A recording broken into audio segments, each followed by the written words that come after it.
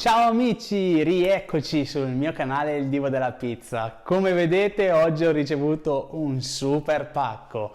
Ve l'avevo preannunciato in uno dei video precedenti che avrei ricevuto a breve il nuovo forno e quindi oggi procediamo all'unboxing della nuova bestiolina. Siete pronti? Andiamo a scartarlo!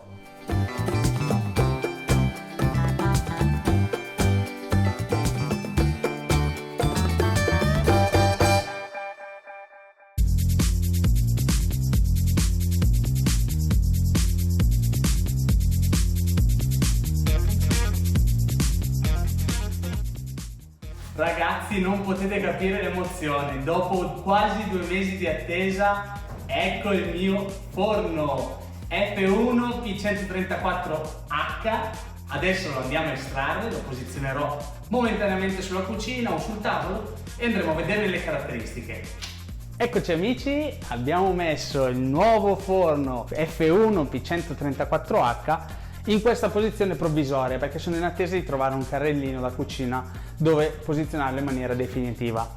Allora, come detto, il modello è F1 P134H, la versione da 450 gradi, quindi abbiamo due termostati per regolare la temperatura del cielo e la temperatura della platea in maniera distinta, e entrambe sono regolabili in maniera meccanica fino a una temperatura di 450 gradi. All'interno, come vedete qua sopra, è incluso anche un biscotto che ci permetterà di cuocere all'interno di questo forno delle ottime pizze napoletane, mentre all'interno è alloggiata una pietra refrattaria che invece ci tornerà utile per la cottura di pizze in pala e pizze in teglia e anche altri prodotti. Il peso di questo forno, diciamo, non è del tutto indifferente perché comunque si tratta di 22 kg, ha una dimensione di 54 di larghezza, profondità 59 cm e un'altezza di 27 cm. All'interno invece le dimensioni sono di 35 x 41 cm e un'altezza di 11 cm. Ovviamente quando andremo a mettere il biscotto questa dimensione interna di 11 andrà a sottigliarsi di questi circa 3-4 cm del biscotto, quindi ovviamente dovremo stare attenti nel caso vogliamo fare prodotti che tendono a lievitare in maniera particolare, a gonfiarsi in fase di lievitazione di cottura in maniera vistosa. All'interno del forno abbiamo anche una lampada alogena che ci permetterà di tenere sotto controllo la cottura dei nostri prodotti in fase di cottura, appunto. Materiali di costruzione di questo forno. Allora, tutta la parte esterna e la camera interna sono realizzati in acciaio che in questo caso state vedendo è protetto da un film protettivo proprio per evitare che si rovini, ma sicuramente questo film va tolto prima di utilizzarlo perché altrimenti con il calore rischia di sciogliersi appunto sul forno.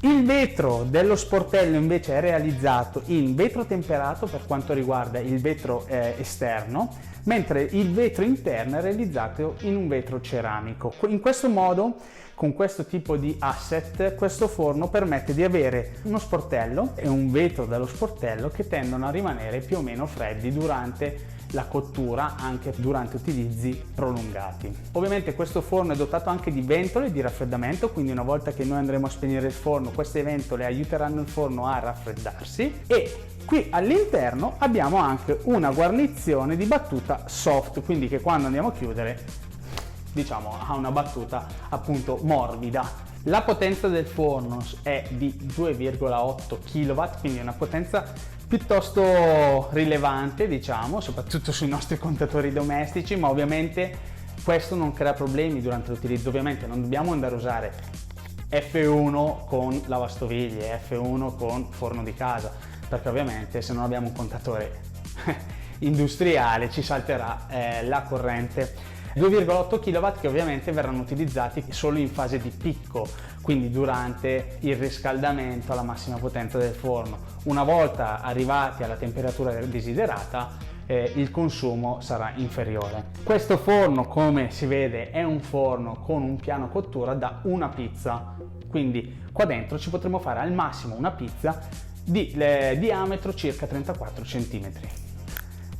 Quindi ragazzi, cosa dire, sono emozionatissimo perché questo forno l'ho ordinato quasi 2 mesi fa e quindi diciamo per chi di voi fosse interessato all'acquisto deve armarsi un pochino di pazienza, un po' come per il forno in Lillo che ho comprato prima di questo appunto, che ha richiesto anche quello circa 3 mesi, quindi la nostra passione purtroppo richiede pazienza sia per quando acquistiamo il materiale che quando andiamo a realizzare gli impasti, perché ovviamente sono tutte cose che richiedono tempo e passione.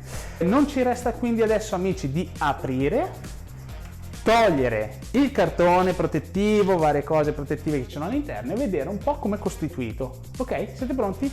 Andiamo. Ok, all'interno abbiamo anche il manuale di istruzioni con tutte le caratteristiche eccetera eccetera che poi andrò a leggere con calma. Ecco amici il nostro nuovo F1 P134 da vicino, quindi questa è la parte anteriore, mentre questa è la parte laterale in cui si vede lo spinotto, le prese d'aria appunto da cui poi le nostre ventole di raffreddamento espelleranno il calore, mentre qua, se andiamo a aprire lo sportello, ecco com'è la camera di cottura. Quindi vediamo la resistenza superiore, che è una bella sberla di resistenza, ok?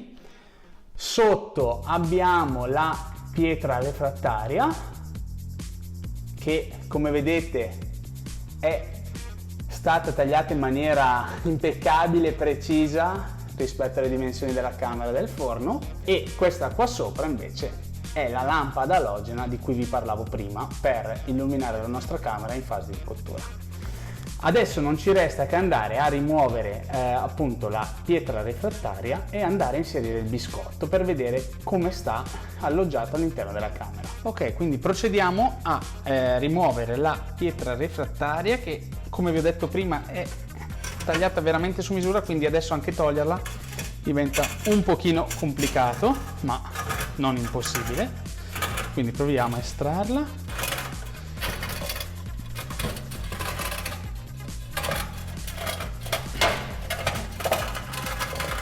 Wow, ecco la nostra pietra refrattaria, davvero su misura. Ovviamente questo in fase di rimozione, inserimento, ogni volta rischierà di andare a sfrisare un po' l'acciaio interno, ma d'altronde cosa ci volete fare?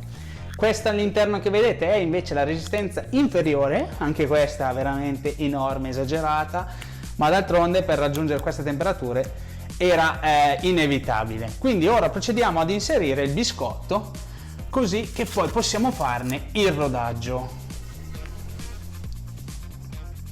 Il biscotto mi dà l'impressione di essere invece di una dimensione più accettabile. Ok, perfetto, questo è il risultato. Camera con biscotto.